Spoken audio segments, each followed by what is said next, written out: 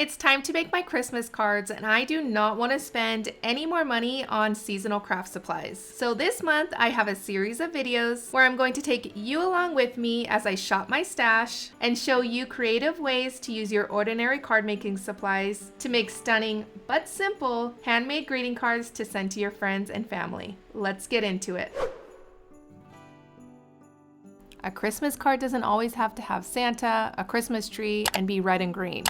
There are so many stamp sets that can easily be used for Christmas cards. So for my card today, I am going to use this Pinkfresh Studio stamp set called Nested Chevron. I am going with a simple ombre using some blue dye inks from scrapbook.com. And because the stamp set comes apart, I'm doing each piece separately, starting with the lightest color first, and I do stamp it out twice to make sure that I get a good impression. I am going to take the second piece for the stamp set and line it onto the MISTI, and then I'm going to take the first piece off so I don't get any ink on it, and the MISTI really makes it easy to do these techniques.